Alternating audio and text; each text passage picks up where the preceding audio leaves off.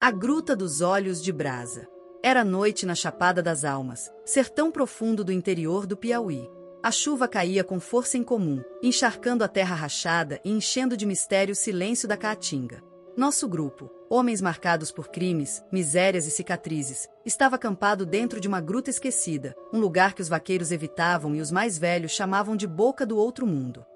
Ouvíamos apenas o barulho das gotas estalando nas pedras e o estalar da madeira úmida que insistíamos em manter acesa. Ao redor, o silêncio dos bichos nos deixava inquietos.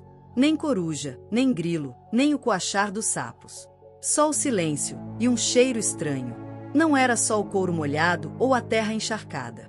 Era algo mais, um cheiro doce e podre ao mesmo tempo, como se o tempo tivesse apodrecido ali dentro.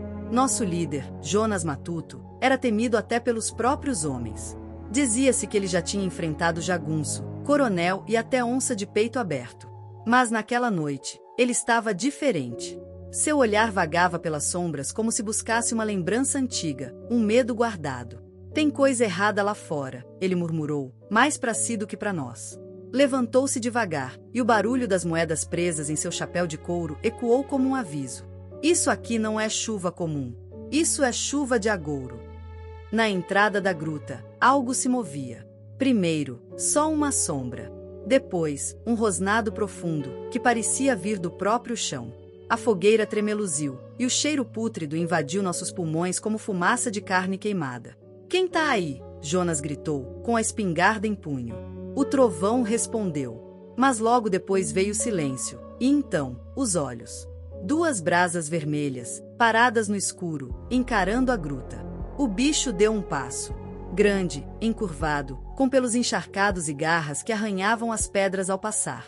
Aquilo não era homem, nem fera. Era a lenda.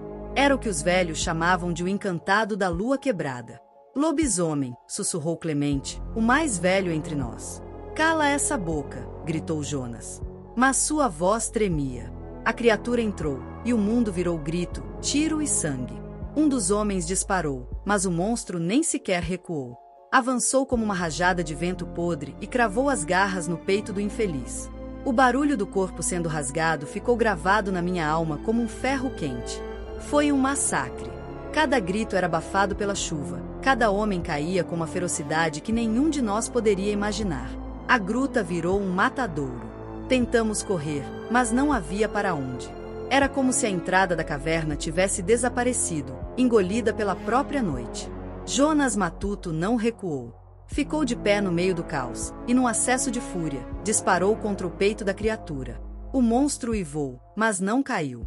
Avançou sobre ele, e os dois rolaram no chão como se estivessem presos numa dança antiga, brutal. A luta entre eles parecia de outro mundo. Jonas golpeava com um facão velho, mas firme. A criatura urrava e atacava como se o sangue o deixasse ainda mais forte. Eu assistia, paralisado, enquanto o confronto tomava um ar quase ritualístico. Como se aquilo não fosse apenas uma batalha, mas um acerto de contas entre dois condenados. No fim, o monstro derrubou Jonas. O facão voou, e as garras enterraram-se em seu peito. Mas antes do golpe final, Jonas riu. Riu como um homem que já sabia de tudo, como se esperasse por aquilo. "Agora termina o que começou, desgraça", disse ele, com o olhar cravado nas brasas vivas da criatura.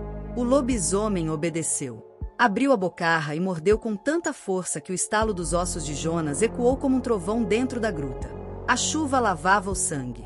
Os corpos jaziam espalhados como bonecos quebrados. Eu, o único que restava, não consegui me mover. Só respirei fundo quando o monstro olhou em minha direção e me deixou viver. Seus olhos, antes chamas ferozes, estavam opacos, cansados. Como se o que quer que estivesse dentro dele, também desejasse o fim. Ele virou as costas e desapareceu na escuridão sem pressa, como um rei derrotado. Mas ali começou a parte mais estranha. Ao olhar novamente para o que restava de Jonas, vi algo impossível. Seu corpo começou a tremer. As feridas se fecharam devagar, a pele se cobriu de pelos escuros, e os olhos, os mesmos olhos vermelhos que eu vira na criatura, se acenderam. Ele se levantou. Não como Jonas Matuto, mas como o novo lobisomem. E, por um instante, nossos olhares se cruzaram. E eu entendi. A maldição precisava passar adiante. Sempre houve um ciclo. Um monstro antigo, um predestinado, um sacrifício. Jonas não morreu. Ele apenas mudou de forma. A gruta o havia escolhido. E agora, sempre que a lua fica escondida pelas nuvens e a chuva cai sobre o sertão, dizem que os olhos de brasa voltam a aparecer nas trilhas da Chapada das Almas. E o cheiro da morte volta a dançar no vento.